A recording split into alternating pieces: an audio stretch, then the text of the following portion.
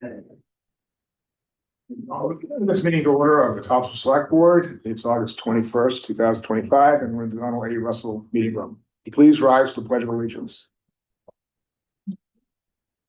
Pledge allegiance to the flag of the United States of America and to the republic for which it stands, one nation, under God, indivisible, with liberty and justice for all. Patty, you call the roll, please. I will. Roland Tufts. Here. Marie Brilliant. Here. Ann Callahan. Here. Ryan Holmes. Present. Matt Nixon. He is absent and excused. Thank you very much. It's great to be with you guys. Great to have you on here. Thanks, Patty. Hi, Pat. All right, next up, Town Manager's Report. Good evening. Everyone may have realized that we are heavily into construction season at this point. We've had the paving done. That's going to be part of the new sidewalk and extended bike lane at the Forsyth Field, and the guardrail should go in mid-September, and then that project will be done. Elm Street right now has been had the pavement graded or ground down basically, so we can put a curb back in the street so that the water will actually flow off it better. We're upgrading the storm drains, and then we're about to have what's called slip form curve, which is kind of like Play-Doh. You take the concrete and you push it through this form and it comes out. The street will get done with that, and then the sidewalks are going to get cleaned up and made better there, and then we will get it repaved and repainted with better bike lanes as well. So that is underway. We finally got word today that the last permit is in place for Tedford Road, and they're going to start that construction on September 2nd. And we'll have a month to do our work that's in the water, and then we'll have the October to finish it up, as long as we're out of the water by October 1st. We have select board positions open for election. Papers are still available if you'd like to pick them up. We've got 2 positions for select board and 1 for the school board. And then the final announcement is just a reminder that we can now take all plastics 1 through 8 are now recyclable at the Topsham transfer station. So they still should be clean or reasonably clean. So don't bring your stuff full, but we'll take like salad containers and stuff we didn't used to take before. So bring your plastics and come experience that transfer station. That's all I've got. More excitement, you know what to do, right? Exactly. All right, thank you very much. Next up, we have board and committee reports and updates, and we have updates from our legislators. First up is Senator Denise Tepler.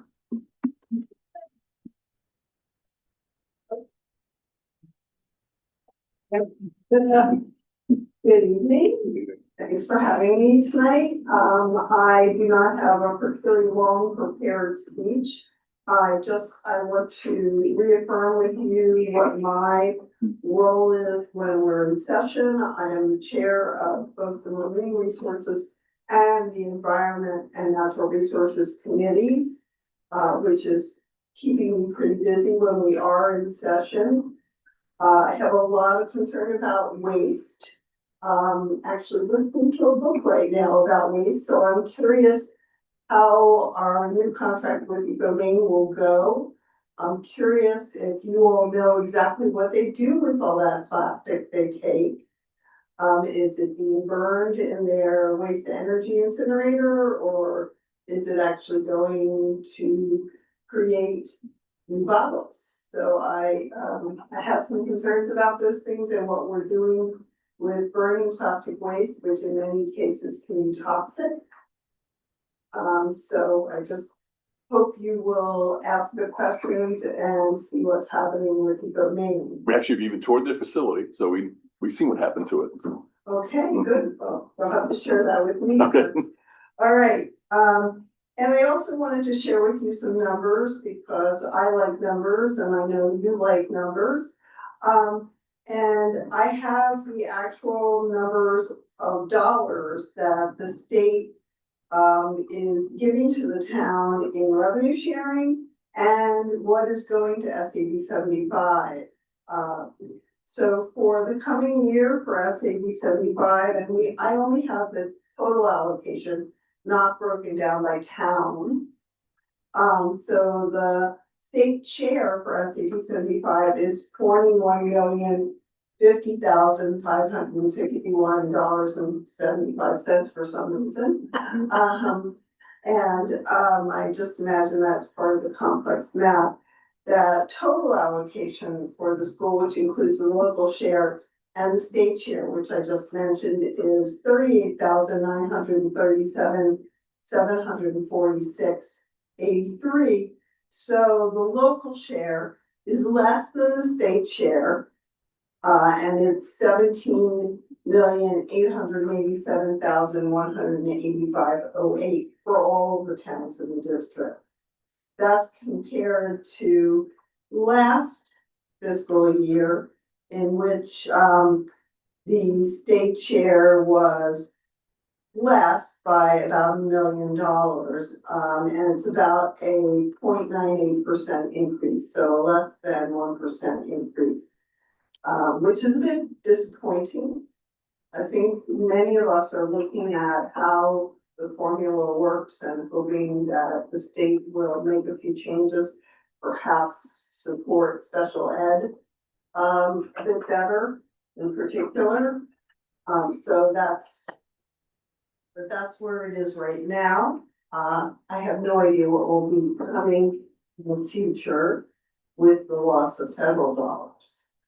In addition, I can say that our revenue sharing here in Topsham, with a population, because it's dated to the 2023 census of 9,690 people.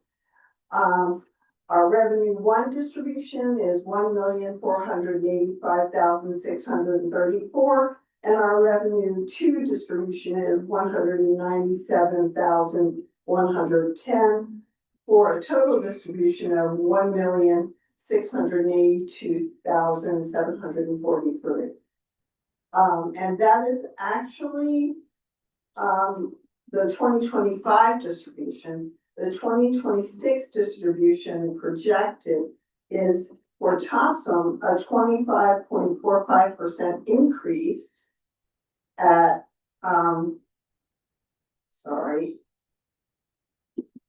yes, 584,275 and 117,344 in revenue two, for a total of 701. Oops, I'm reading the wrong line.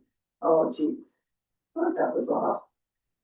Yes, here we go. It's 1,643,375 and 467,627 for a total of $2,111,002. So that's a 25.45% increase projected for next fiscal year in revenue share. And we thank you for that.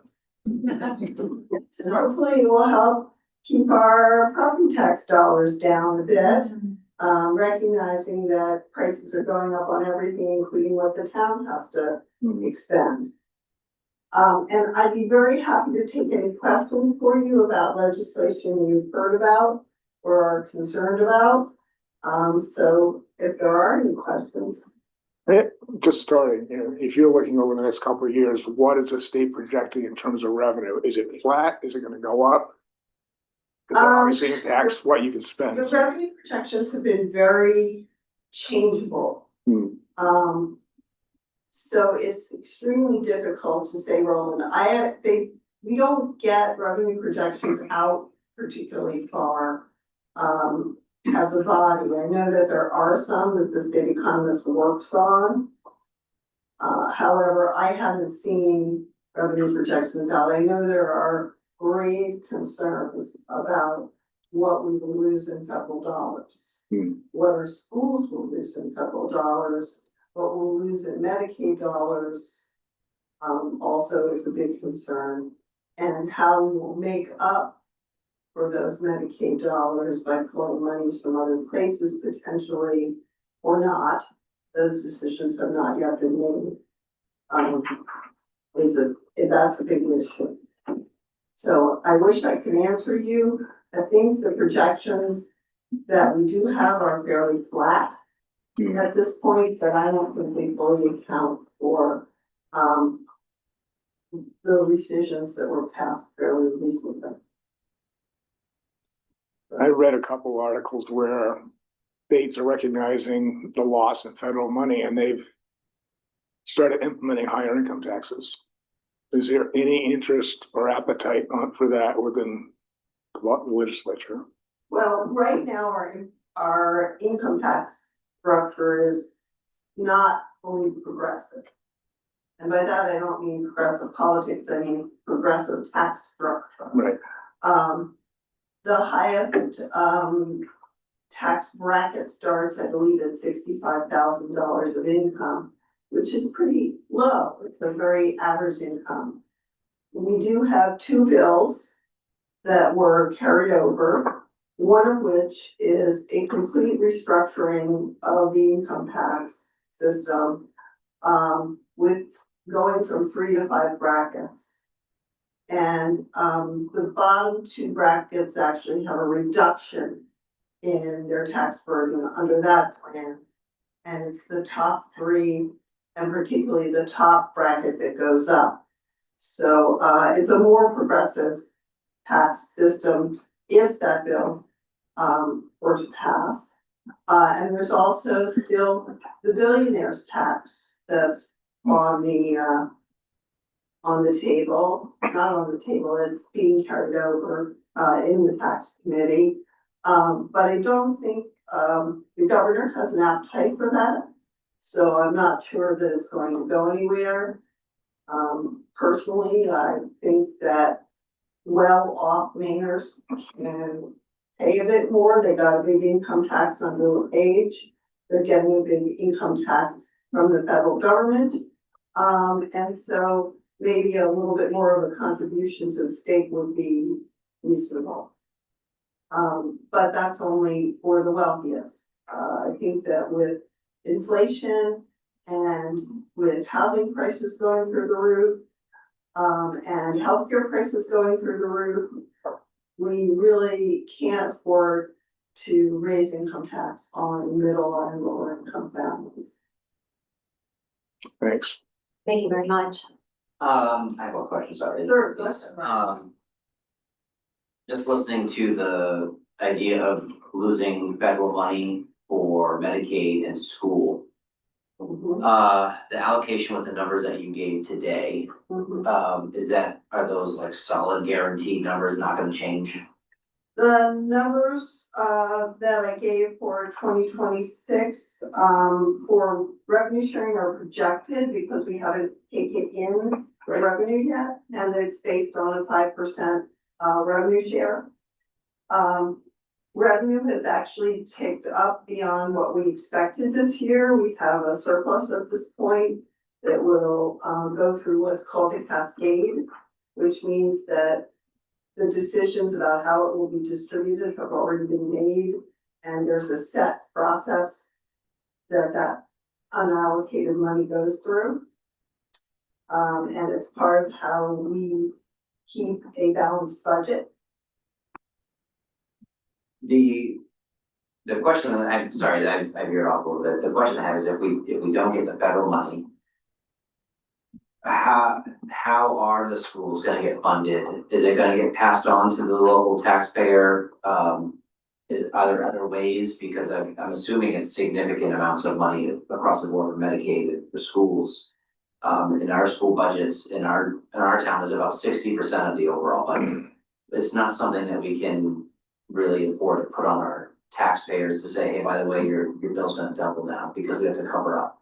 So are there ideas? Have they been discussing anything about how this is gonna not affect us? Well, the Senate President, Matty Daughtry, just initiated a property tax task force that's gonna have some of those conversations about, are there other ways we can help pay for schools, for example? I don't know what the outcome will be, but I do know that many of us are very concerned about that. The federal share of our local school budgets is not particularly high. It's fairly small, although anything more we put on our local taxpayers in terms of property tax is problematic. How we're going to attribute money that we don't know yet how much we have, it's very difficult to say. When you don't know what the pot is, it's hard to say how it's gonna be distributed. Sure, fair. What I will say is, I hear you, I'm concerned about that. I think, all the other legislators are also concerned about how we're going to be able to sustain our schools without overburdening our local taxpayers. And I think that's part of what the property tax conversation that's happening in the task force is about. I think it's taxes in general, but if it's not property taxes, it might be income tax. If it's not income tax, it's sales tax, or it might be fees attached to other things. In the end, I'm just wondering if it's gonna be a tough break for people, because I know the town of Topsham is spread pretty thin with property taxes right now, but that's just the tip of it, really. There is, some thinking about, an increase in, the marijuana tax, frankly, and They've already done that, and that's fine by I think me. it's going to go up potentially farther, particularly for medical. But, right now, I think medical is not, It is. it is taxed. It is Okay, taxed. I'm sorry, I don't know my marijuana tax That's all okay. that well. But, you know, that's an area where compared to some other states that have legal, recreational and medical, we are lower taxed, than other states. So it's something that may move forward. But I don't know how much that could raise. So Have they considered raising it on other things, sales tax, like junk food or alcohol or other things that like marijuana or cannabis, for example, that are, I don't know, luxury items, but well, they aren't necessity. yeah, that's that better way to put it, thank you. Yeah. Yeah, a non-necessity item to be taxed on. I'm sure that there are some thoughts about that. The problem is that sales taxes, you know, the concept of sin tax is a little different than the concept of a regular sales tax, the straight 5%, 5.5% sales tax. I don't think we're prepared at this point to increase the general sales tax, but whether there are things that can be taxed higher, I think that's a possibility, whether there are items that are, as you say, not necessities that could be taxed higher. I am not on the tax committee this year, I've been in the past, but, so I'm not intimately familiar with all the conversations that are going on, but I'm pretty sure they're going on. Yeah, I've heard that they're increasing the cigarette tax for like Yes, that was $1.50 or the- $2 or whatever it is. Yeah, in this year's budget, it was a I $2. just think they shouldn't stop there, that's all, but the non-essentials. I'm inclined to agree. I had, a conversation with MRS a while ago about the idea that it's been since the 1950s since we reevaluated our tax exemptions on food, for example. So, you know, diapers are taxed, but steak tips aren't. And I guess the question is, which one do you need more? So for me, I would like to see that evaluated and taken a look at, and, have the state do a good job making an update to the tax exempt code particularly. Thank you. Sure. Any further comments? Thank you very much. You're welcome, and, please know I'm available if you have any further questions, if you wanna discuss any of these things any further. My email is denise.tepler@legislature.maine.gov. As all legislators, basically, first name dot last name, legislature.maine.gov. Thank you very much. Thank you. Right next, we have our representative, Raphael. Marcius, okay, I didn't want to butcher it, thank you. It's been done. All right, well, thank you, for inviting me here, and, I wanna say, one of the priorities that we had, at the state house and for me was to make Maine affordable for working families. Mhm. So we had over 2,000 bills. I was on the labor committee, we had a lot less than that, but overall, there were over 2,000 bills, discussed, debated, and voted upon. There were 640 something that actually became law, and some of those that, covered a lot of different issues that affect a lot of people throughout the state and in Topsham. So, without further ado, I'll share some of those, bills that became law. All right, so, first off, housing was front and center. We passed laws to help first-time home buyers, protect mobile home residents, and create sustainable funding for affordable housing. We secured 4.5 million for homeless shelters and maintained rental assistance so families don't end up on the street. We're tackling property tax relief, cutting red tape on building homes, and expanding the historic rehabilitation tax credit to preserve Maine's character while adding homes.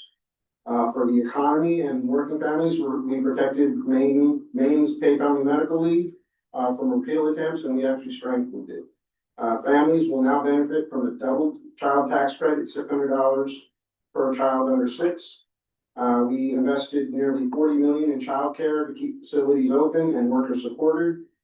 We delivered for workers, cost of living adjustments for direct care workers, support for caregivers, and stronger pre-apprenticeship training programs. And we're making sure no one working full-time lives in poverty, and that small businesses and unions are supported. For healthcare, which is a right, not a privilege, we pay hospitals and nursing homes every dollar they're owed and maintain behavioral health funding. We protected reproductive health care from rollbacks and expanded access to contraception and cancer screenings. We banned medical debt from credit reports and strengthened protections for patients facing cancer and PTSD. We expanded Narcan access and needle exchange programs to fight overdoses and save lives. Education. We kept the state's promise to fund 55% of K through 12 public education and continued free meals for all students. We extended free community college for graduating high school students through 2025. We provided support for homeless students, epilepsy, seizure action plans, and made schools safer and more equitable. We're investing in libraries, environmental education, and better school funding formula. For the environment and climate, we created a state resilience office to plan for storms and sea level rise. And we invested 10 million to help homeowners protect their homes from floods and severe weather. We set PFAS drinking water standards in line with federal rules, reduced food waste, and strengthened invasive species protections. We're continuing the transition towards clean energy while holding utilities accountable for protecting medically vulnerable Mainers. Justice. We ensured farm workers now earn minimum wage based on fairness. We filled gaps in funding for sexual assault and domestic violence services. We strengthened protections against doxing minors, revenge porn, and AI exploitation. We raised the legal marrying age to 18, investing in drug treatment courts and expanded access to civil legal aid. And we stood up to harmful policies from Washington that threaten Mainers' freedoms, I'm sorry. And at the end of the day, this session was about standing for working families, lowering costs, and protecting freedoms. So we have a lot more work ahead, but we made real progress. So, any questions? On the family leave, Yeah. we're still just collecting the money. We're not paying any out right now. Right. When does that flip over to having claims on it? It's like middle of next year. Supposedly May 1st. Yeah, May 1st of next year. Yeah, I guess the question will be is, do those incoming revenues still match what's going out, and who's keeping an eye on the balance sheet as far as that's concerned? Because Balance sheet per paid directly, and that was how we strengthened it. There was a constitutional amendment that basically protected the funds in there that were not going to be rated in future legislation. but is the pay-in rate from the employers locked in for a certain number of years, or is it subject to fluctuation depending on? I don't know that, but I'll find out. Yeah, I think that's the concern. Yeah. So, any questions? Great. You said about the medical not going on credit report, does that also pertain to if it goes to a collection agency? Let's see. Find it here. Yeah. So those are different things. Hospitals or your providers can still call collection agencies when you're in arrears, but for at least 1 year, and it may be longer now, it doesn't go into your credit report. So because medical debt is so pervasive and so difficult, because I think we believe that people have a right to medical care.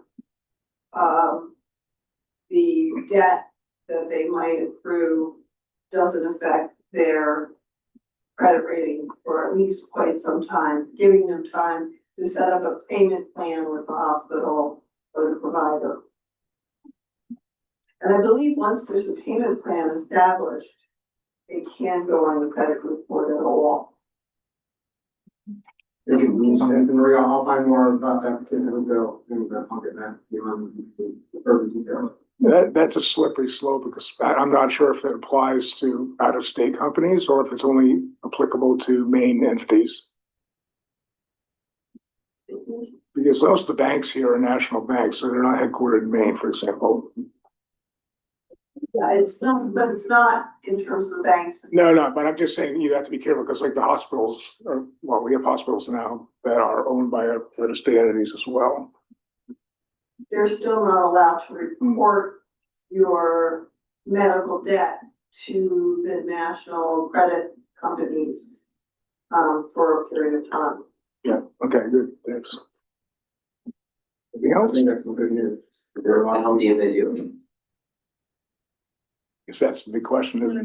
Well, I don't mean to ask it, but I do, but Yeah, I know. what's the penalty if they do report it? I don't believe there's a penalty in that. So then they can that. complain. I think that what it does is it gives an individual the ability to go to court and recover if the provider or hospital violates the law. So no penalty on their end. The individual has to pay way more money for an attorney to go to court. Being able to provide a bill with penalties and teeth is complicated. Who's going to enforce? Do we have to hire more state workers to enforce? It becomes, including penalties in something like that, because, but providing a right of action is generally how it's seen, and many attorneys who take on cases like that, it would be contingency based. I'll get more information for everybody on the specific details of your question. Thank you. Great. Thank you very much. Thank you. Appreciate it. All right, next up. Public comment, do we have any? No. Correspondence, nothing? Okay. Adjustments to the agenda, we have none. Consent calendar. Item 1, approval of the minutes of the regular select board meeting of July 3rd, 2025. A motion? I make a motion that we accept the second draft as amended. Okay, Second, so now we will ask for a motion on the, basically the adjusted minutes then. We have a motion? Okay. I'm sorry. We have an amended, they're amended, so we just want to make sure that The second draft, the Yeah. first draft, I'm not making a motion on. okay, so you've already made the motion. I made the motion on the All second right. draft. Okay, all in favor? Opposed? All right. So we just amended the second one, The right? July 3rd one. Yeah, No, okay, the July July 3rd, 3rd okay, one. thanks. Second item is the minutes of the regular select board meeting of July 17th, 2025. I make a motion, we accept those minutes as presented. Second. Moved and seconded. Moved by Ann, seconded by Marie. All in favor? Thank you. All right, next up, we have two public hearings. Item 2260, consideration and any appropriate action on a new liquor license application for Siam Thai Kitchen located at 235 Lewiston Road. So we will open the public meeting. We'll have a representative from the establishment speak and explain, what they're looking for. We'll entertain commentary from the public, and then once that's completed, we will close the public hearing and the board will deliberate. Who's going to speak on behalf of the merchant? Clerk Dumont, would you like to introduce the merchant?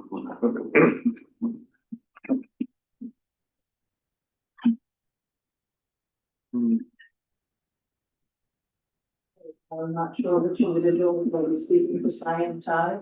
They're gonna ask questions and you respond. No, speak on behalf. Okay. Thank you. Your name? Simon. Simon, okay. I need to go up. Yeah. Okay. Any questions? So is this a brand new liquor license or is it?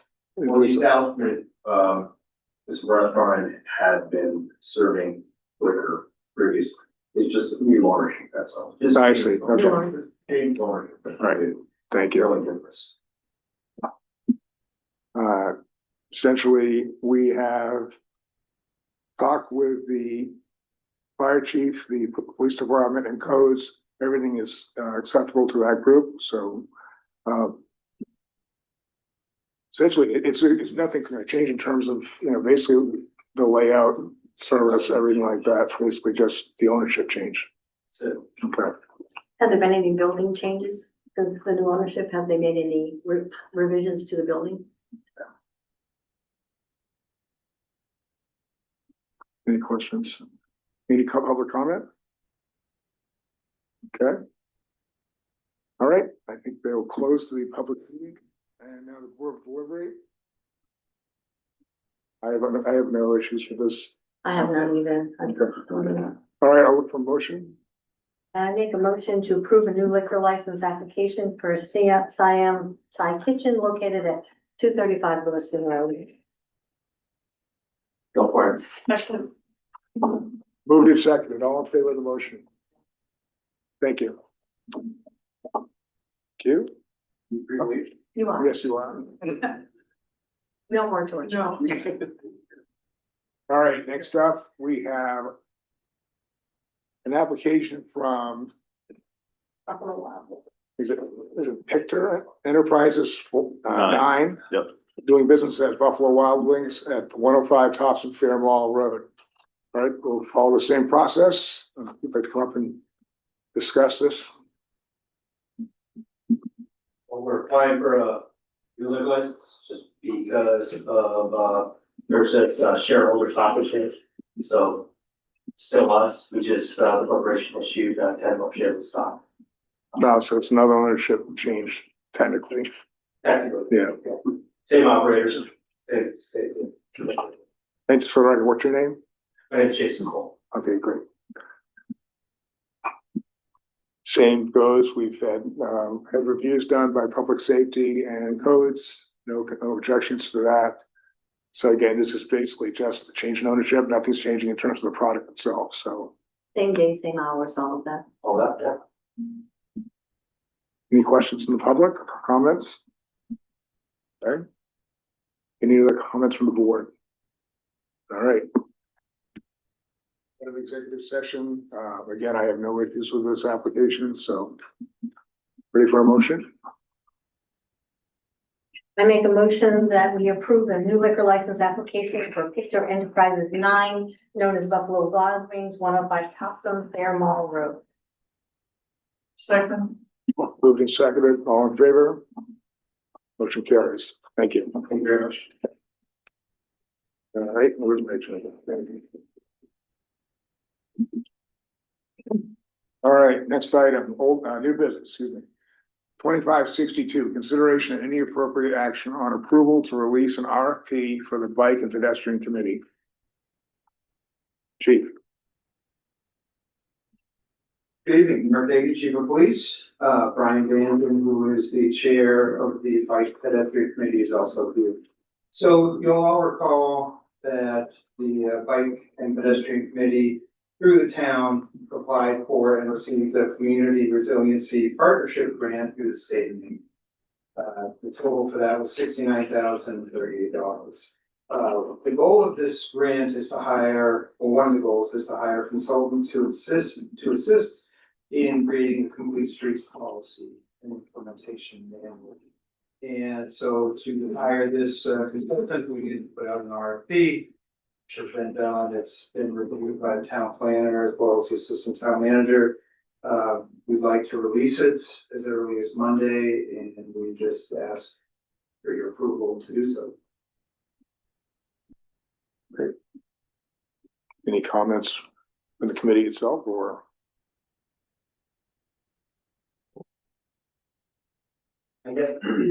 Thanks. I guess my only comment is that this has been a real learning process for us in terms of developing the RFP.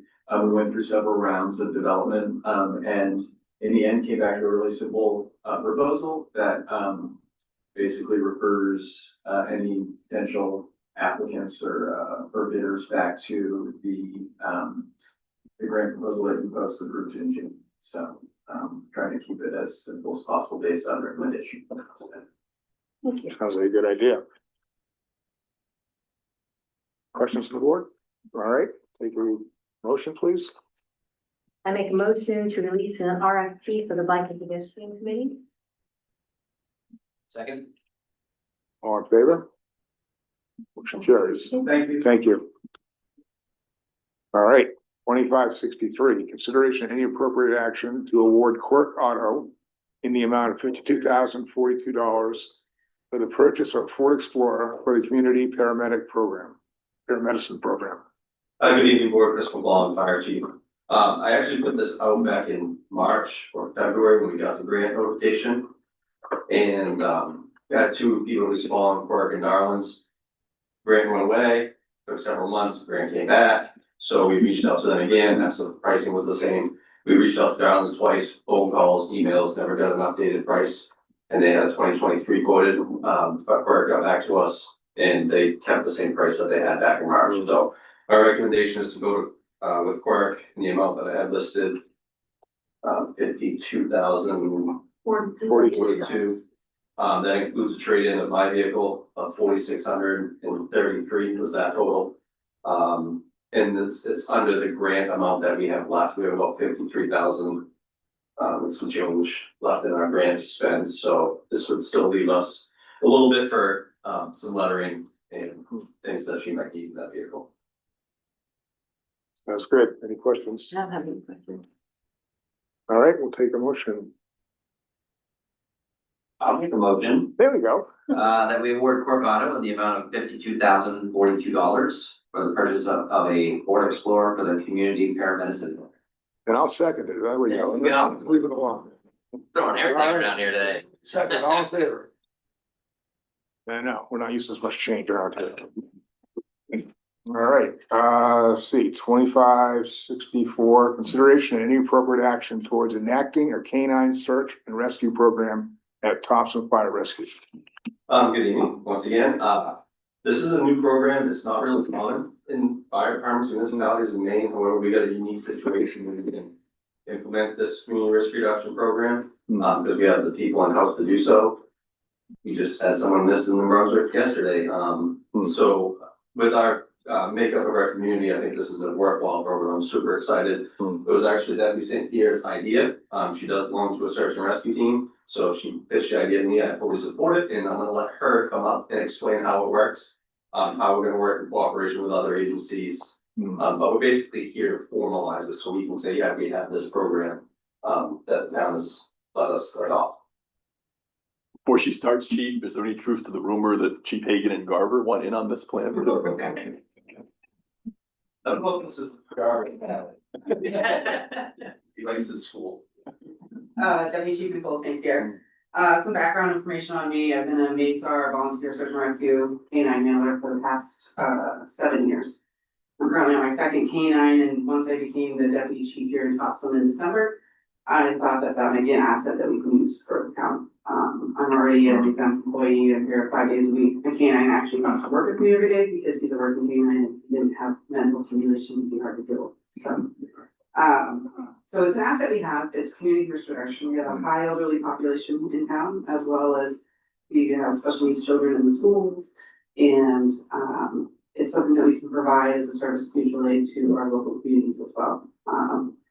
For instance, in June, we actually had the opportunity to deploy here in town for a despondent individual that we were in search for. My canine did find her.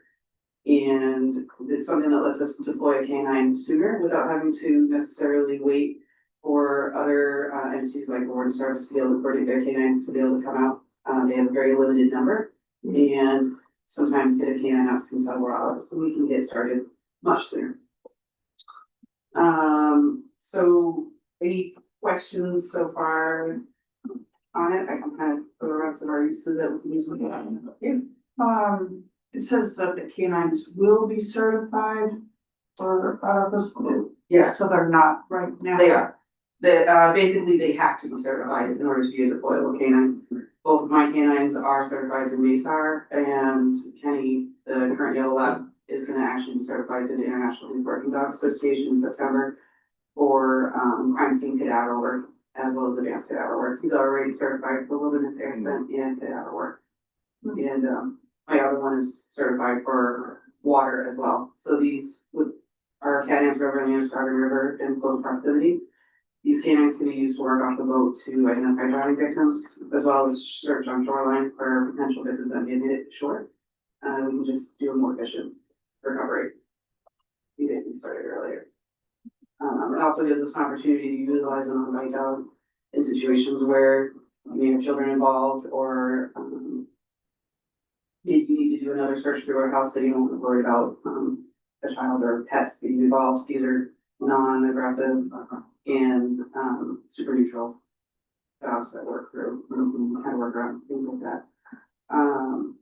Some of our uses is, so missing despondent individuals, we can indicate on articles. So if an individual did go missing and happen to drop something, the dogs will notify me and come and tell me about that. So if we find a hat, we know we are in the right direction for the place last seen for a victim. Both of my canines are human remains detection certified, so they can also be utilized if we have structure fires in identifying whether or not there were human remains in the building.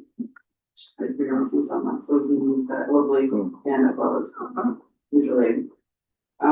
Again, it's a non-bite dog. You can do shoreline boat searches. We can do public demos and interactions. We've already been attending the National Night Out for the last several years. So some of you were there, you probably saw Kenny work. And again, mutually partnering for local communities. So Brunswick could call me right over. We could just already started on before waiting for Warden Service canine.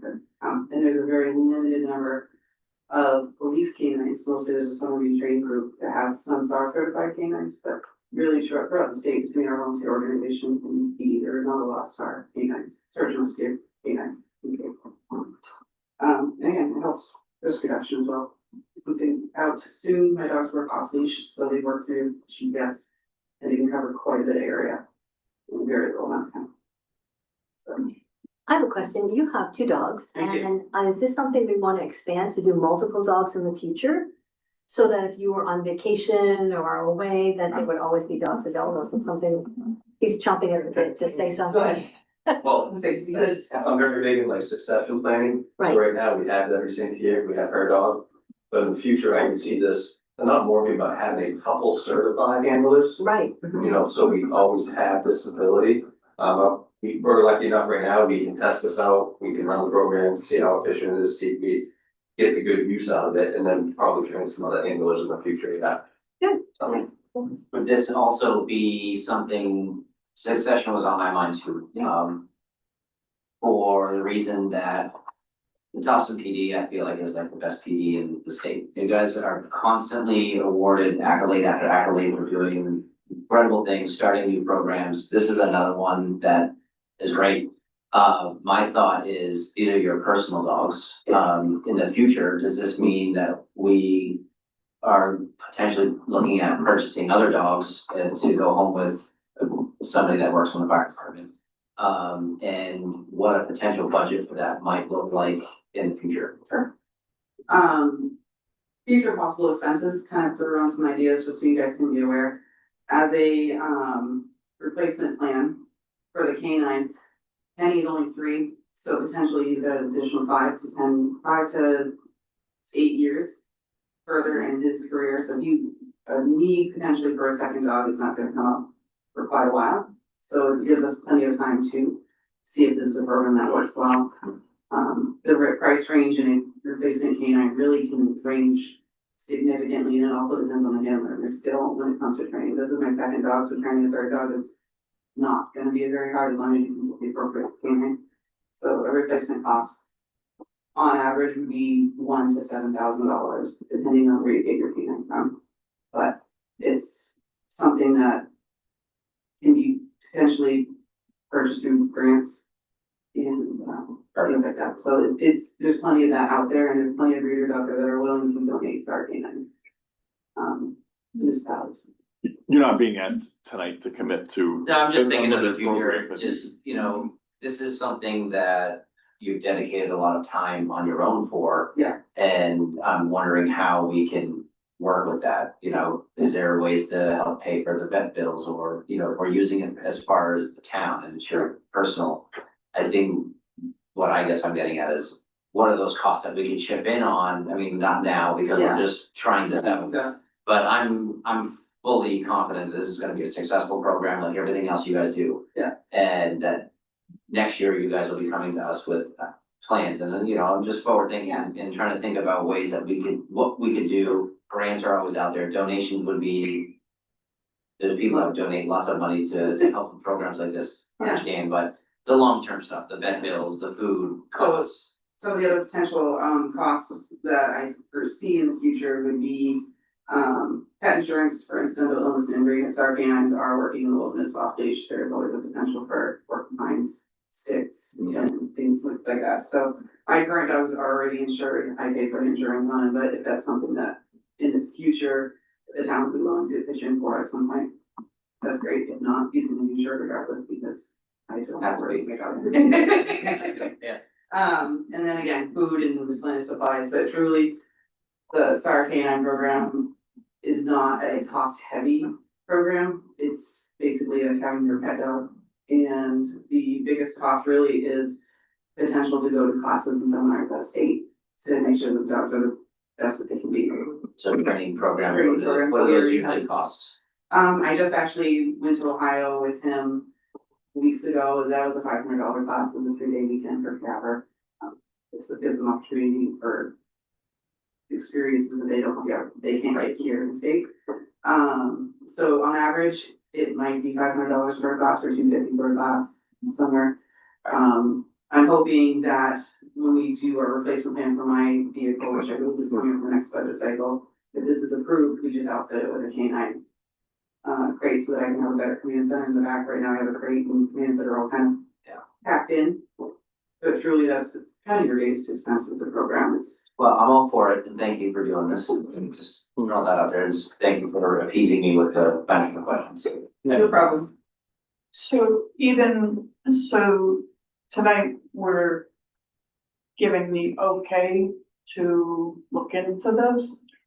Basically to do it on the scale it's proposed. So if we had a employee that wasn't exempt, all of a sudden there could be overtime or something for walking the dog each day, all those things. Deputy Chief St. Pierre isn't asking for that. So we're basically asking for approval tonight we'll have the official Topsham, it'll be endorsed, she'll be able to be called out for mutual aid for someplace else, and we can call her, but we're not saying, for instance, the police dog, the one that bites, that one has all kinds of monthly trainings that we spend overtime and have to send the officers to. It's a significant cost to the program. This, because she's exempt and proposing to do this mostly on her time that she's already working for us, we're not gonna have an extra expense. So we're trying to start it low and cheap, so to speak, see how it works. but for it to be more expensive, we'd bring it back to you in the future and say, okay, in this year's budget, we want to add this to the cruiser, or we want to go to this, some training or something. So there won't be significant expenses without it coming back before you. And you could always say, not sure if we want to do that. We'll give you another shot at it. This basically allows us to be authority of jurisdiction so that we can deploy ourselves. Currently, in order for me to get deployed, I have to be requested, for instance, actually knew when the, sergeant, he called me out permission because I'm still part of the volunteer group with NISAR and I work side by side with the Maine Warden Service. I then had to contact duty officers for the Maine Social Rescue Association as well as get a hold of the Maine Warden Service to get permission from both in order to deploy. This is a situation where we are the authority of jurisdiction. So if there's something that's happening locally, we can go ahead and get it started with that. I'll be having to jump hoops and then I can start the SAR process to make sure that it is implemented appropriately. And I work side by side with the Warden Service anyway. We have a app that we utilize together for tracking of canines in first search areas. So it's something that we can very symbiotically work together for if it does turn into a much more larger scale search. Yeah. Sounds good. All right, any questions? No more questions from me. Okay. Take a motion from anyone? I make a motion to enact the canine search and rescue program at the Topsham Fire Rescue. Take that second. Moved and seconded. All in favor? Thank you. All right, item 2565. Consideration of any appropriate action to accept a bid from Barry Moses in the amount of $2,632.12 for the sale of the old boat, motor, and trailer. So this is your third request tonight. I think Yes. there's three is the limit. Just stay there all night. Oh, I just leave it all for one night. Yeah. Do you guys see the bids? There was a fifth one that I did not open because it came 4 days late. It is in the folder with the rest of them, but I didn't bother opening it because it was late. So you see the bids there. The highest one was $2,632.12. They're getting a deal, right? Yeah, sure. Any questions? All right, I make a motion to accept the bid from Barry Moses in the amount of $2,632.12 for the sale of the old boat, motor, and trailer. Second. all in favor? Thank you, everybody. Thank you. All right. It's getting awkward here. All right, 2566. Consideration of any appropriate action on the appointment of Susan Sword to the History Committee and Mary Beth McNicholas to the Bike and Pedestrian Committee. Ann? Sure, we interviewed both individuals today. Susan Sorg knows members of the committee. She has experience for 10 years with the Topsham Historical Society as their secretary. She has a deep love for history and also is a genealogist. And then we also interviewed Mary Beth McNicholas, and she is part of the Bicycle Coalition of Maine and trustee of Eastern Trail Alliance. And she also, when asked, said that she is inclusive of motorized and bikes and pedestrians and open to whatever suggestions the town is interested in terms of bike trails. So I make unless, is there any discussion? No. I make a motion that we appoint Mary Beth McNicholas to the Bike and Pedestrian Committee and also Susan Sorg to the History Committee. Second. Moved and seconded, all in favor? Unanimous. Thank you. Welcome. All right, 2567. Consideration of any appropriate action on a vote for a proposed slate for MMA Vice President and Executive Committee members. I shared with you the memo we got from the Maine Municipal Association that they're looking to have the annual election. Like many boards, they've kind of pre-selected the candidates, so there isn't a lot of choice, or maybe there's no choice. But they propose this Anthony Ward as the vice president, Phil Crowell as an executive committee member, Suzette Francis as a executive committee member, and Mark Leonard as an executive committee member. And you've had the bios of them, and so if you would like to file a vote with the Maine Municipal Association, they'd be happy to have one. Are we ready for a motion? We are ready, so ready. Okay, I make a motion to vote for Anthony Ward as Maine Municipal Association Vice President and for the following executive committee members, Phil Crowell, Suzette Francis, and Mark Leonard. Second. Moved and seconded, all in favor? Thank you. All right, that's the the end of our regular agenda. We will now move on to executive session.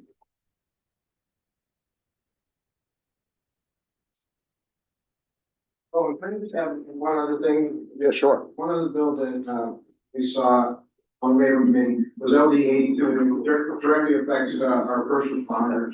It was basically a bill that, well, it was, an act to amend the workers' compensation law by extending indefinitely the presumption applying to law enforcement officers, corrections officers, 911 dispatchers, firefighters, and EMS persons diagnosed with PTSD. And it was basically gonna come up for expiration, but we indefinitely extended it, so we did along.